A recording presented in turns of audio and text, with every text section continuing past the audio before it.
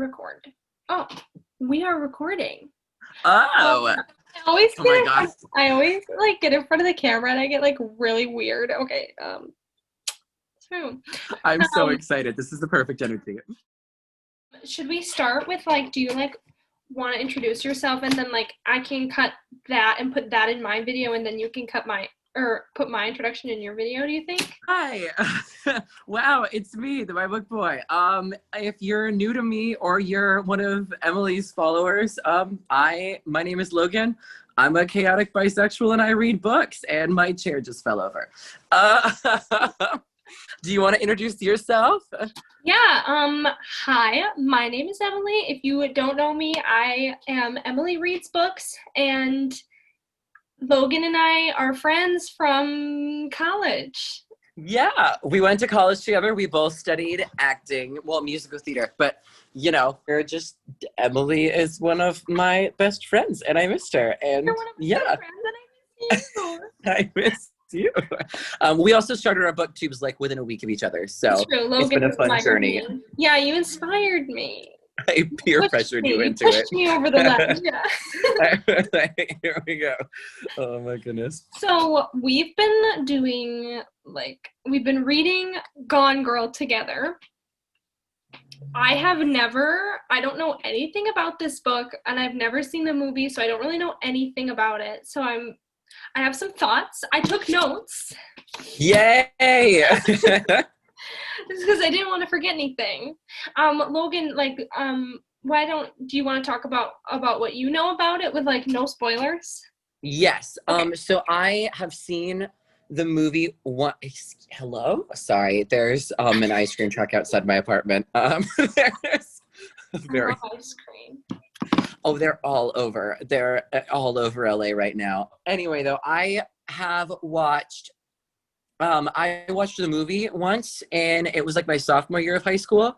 So far, the book is, from what I remember of the movie is like a very faithful adaptation of the book so far. That's been pretty much the same.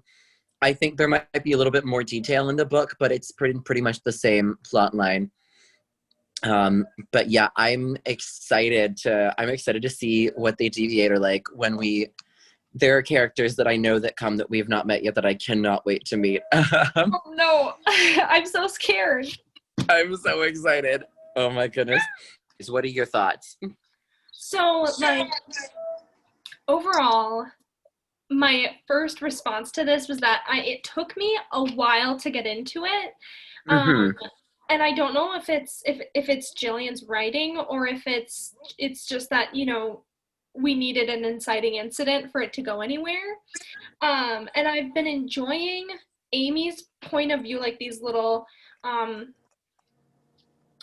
diary entries that she's been writing. I've been enjoying those a lot more than Nick's point of view so far. I don't find Nick a very likable character. And I don't think you need to have all likable characters to have a good book, but I'm finding it really hard to empathize with him because I think he's such a misogynistic asshole, but that... Yeah. No, yeah, that's something I was really surprised with, is because in the movie he's played by Ben Affleck, and like Ben Affleck is like, you can hate him, but you really can't hate him because he's like, just no matter how slimy the character is, he's this cute little Midwestern dude, and you just really can't be mad at him. Whereas I agree. I like Amy a lot more, and I enjoy her voice more. I just think it's more relatable. And Nick is just, his inner dialogue is so just sexist. It's so sexist. He literally was like, women are crazy. All women are crazy. And I'm like, yeah. You lost your wife. Like, literally. You lost her. The most loving woman ever. Yeah. You're good. Spoil anything. What for anyone? I think let's just do. I guess we'll do like a quick, for anyone who hasn't read Gone Girl or seen the movie at this point. It's Gillian Flynn. Is it Gillian or Gillian? I never know. I thought it was Gillian because I thought it was a female author, but I could be so wrong. It is a female author. It is a female author. She also wrote Sharp Objects, which is like one of my favorite thrillers. But it's I think it's, I don't know. I've heard other booktubers say Gillian, but my go-to She's is Gillian. hot. Sorry, I love Right? I know. She is though. Funny enough though, I picture Margot/Go. I read Go as the way that Gillian looks in my head for some reason. I don't know why. Anyway, it's a thriller.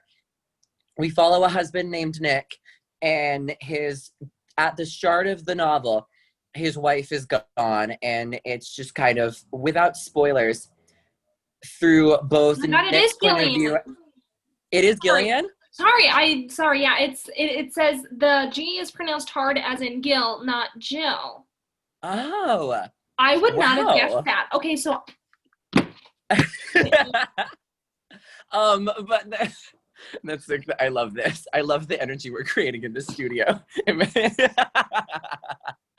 But through both diary entries of his wife Amy, and then just through Nick's own narration, we are finding out where his wife is gone.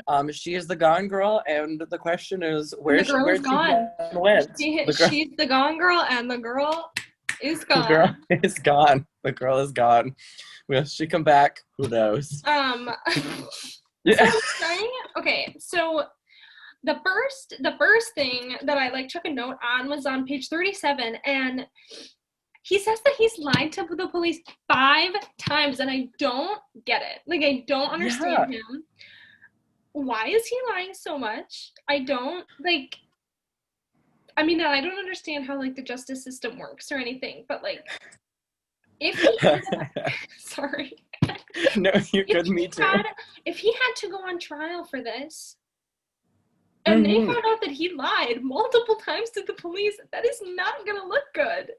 He's also an awful liar. He's an awful liar. Because, at one point, Amy's dad is you didn't have reservations for that thing in front of the cops, if I remember right. And the cops were but you said, He's so I think this is interesting, and I can tell that Gillian probably did this on purpose. He's a very unreliable narrater.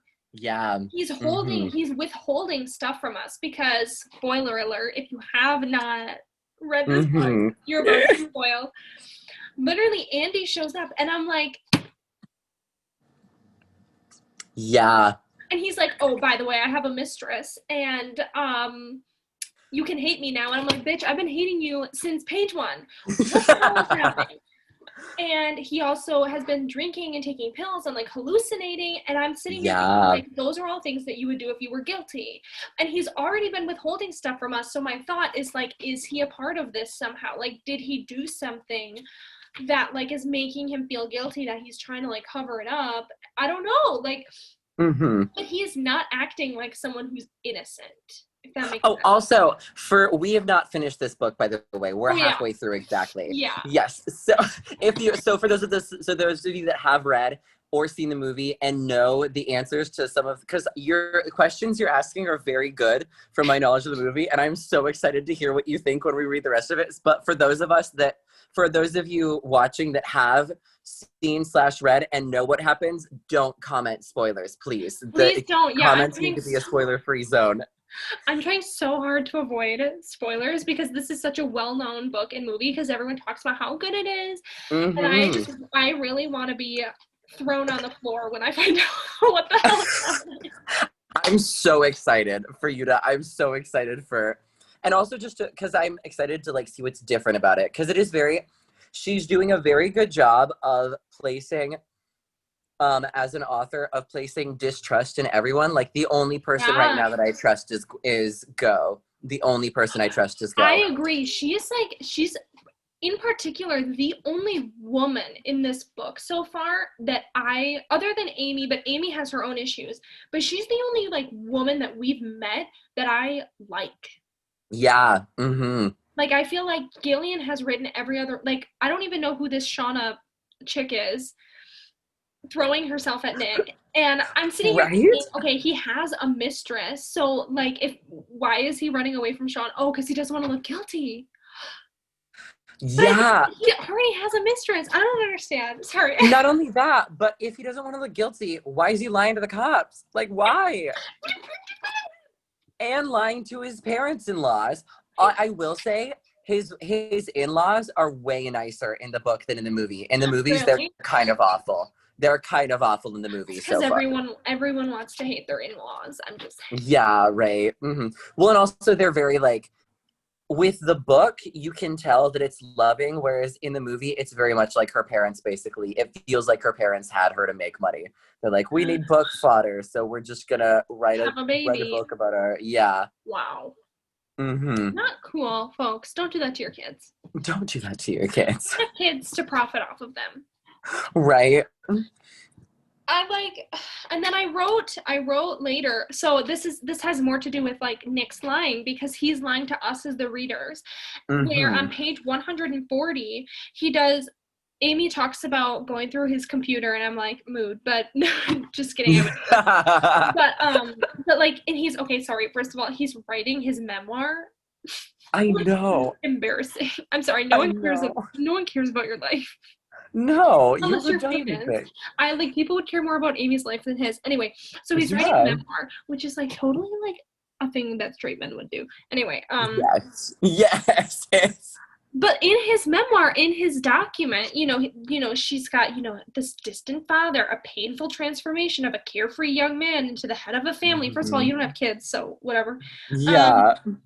And then the resentment of his Manhattanite wife, and like I'm in this. So I'm sitting here thinking, if this is a memoir, why doesn't he mention his mistress? So he's like purposely still leaving stuff out. And like Gillian is, and the thing is, part of me is like, okay, I know that she's doing it for effect, because if we know too soon, it doesn't hit us like a truck.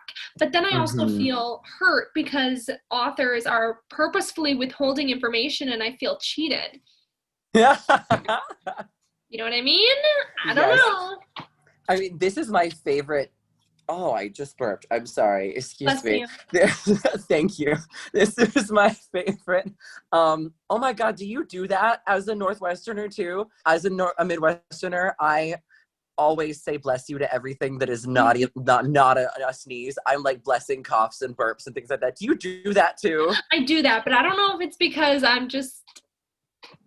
I don't know. You're my only person I've ever met. Everyone gives me crap about it. They give me crap too. They're always like, and I'm like, bless you. And they're like, I didn't sneeze. I'm like, bitch, I know you didn't sneeze. I know, I'm just being polite.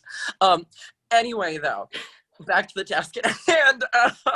That's my favorite thing. Like, my favorite trope in a thriller, I think, is when they're an unreliable narrator, which Gillian does a lot. In Sharp Objects, also, her main protagonist in Sharp Objects is an alcoholic who is drunk for most of the book, and I think it adds another mystery to where you're like, I don't know if I trust you. Right. I just don't know. Predictions right now. What do you, just for my own selfish gains, what do you think is, if you were to say right now, call it out, what do you think?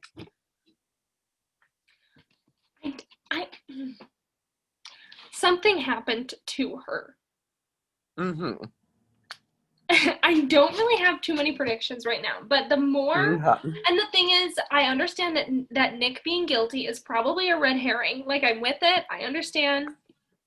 That's what authors do. Okay, so if he's showing all these signs that he's guilty, he's lying to the police, he has a mistress, he has motive. Like, he doesn't even fucking like his wife, which makes me so upset. Because he's done nothing wrong. Literally, I'm like, just get a divorce. Upset because she loved her life, and he was like, okay, we're moving to Missouri. No offense if you live in Missouri. Not the greatest place. Yeah. I also, having been to Hannibal, Missouri once, I'm just like, Cortez Emerson is from there. Oh, Cortez is from Hannibal? I didn't know that. Okay, shout out Cortez if you watch. We love you anyway. So I guess for like predictions right now, I feel like I'm still gathering information, but like, I hope the pieces fit together. Like I feel like I have all these different pieces of a puzzle, and I have like some skies over here and some flowers over here and some bushes over here, like whatever puzzles are made of. You know what I mean? Whatever puzzles are made of. Yes. Like, and right now it's just a question of like putting them together, and I feel like I'm getting information that will be helpful later, but I haven't been given enough information to like fully wrap my head around it, because like I think where we are right now is it's so interesting because like we have nothing, right? Like there's no leads. They've been talking to people, they've been going here and there, and like we know that she bought a gun, we know that she was nervous for her safety, and we know that like something was going on in her life, but we have nothing else to go off of in terms of like who would be after her, or why. And like part of me is like, maybe Andy did it. She's freaking crazy. She showed up and I was like,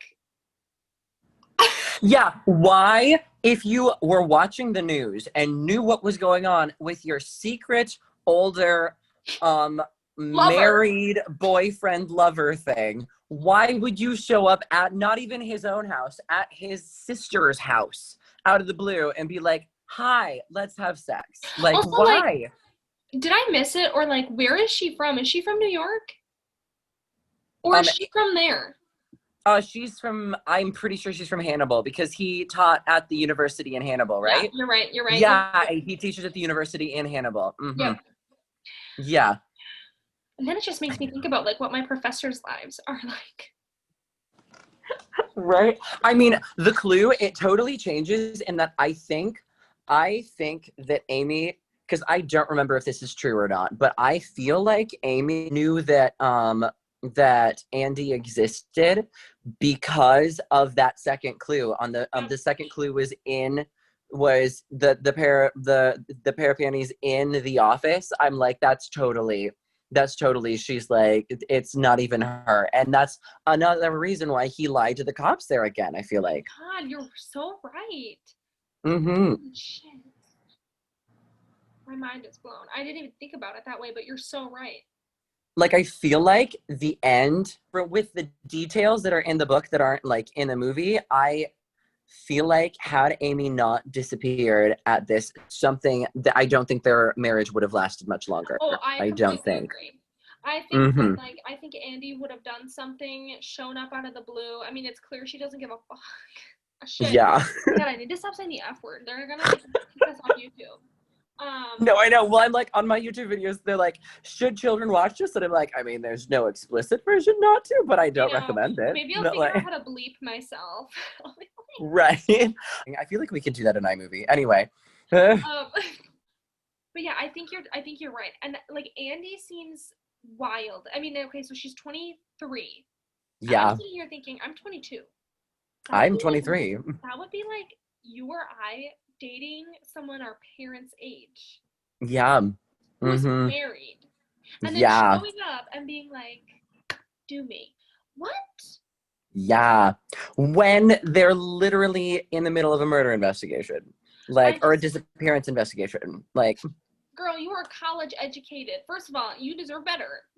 Yeah. Than your lousy, misogynistic professor. I'm trying to think, because that's pretty much all the thoughts that I had. That's where we end this book.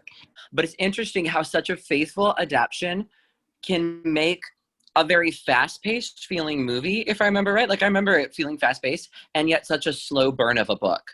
When it's like very faithful. There's nothing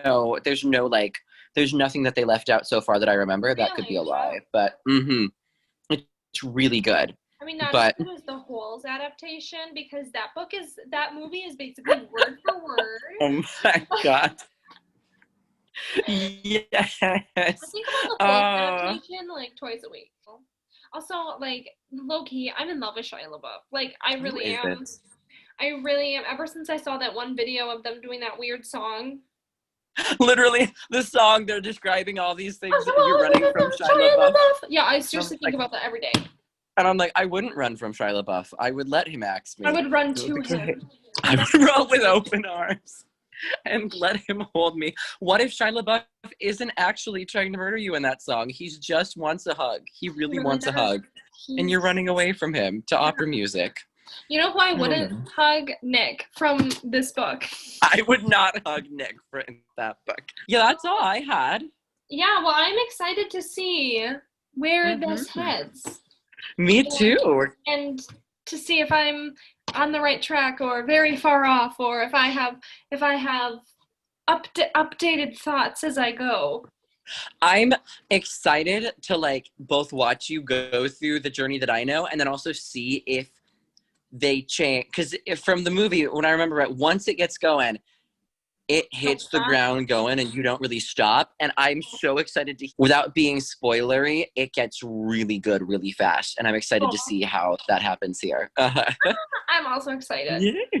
So Me too. we will have to keep each other in the loop, and we'll do another one. Yes, I'm excited. Hello, excuse the wet hair. I realized we forgot to film a sign off. So if you made it to the end of this video, thank you so much for sticking around and helping out. Go and follow Emily at her booktube channel, Emily Reads Books.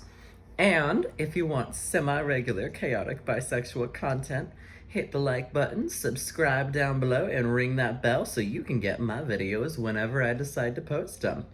We will be reading the second half of Gone Girl this week and posting another collab video by the end of next week. Thank you so much for watching, and until next time, this is the Bye Book Boy with very wet hair and a hat, and I'm saying bye.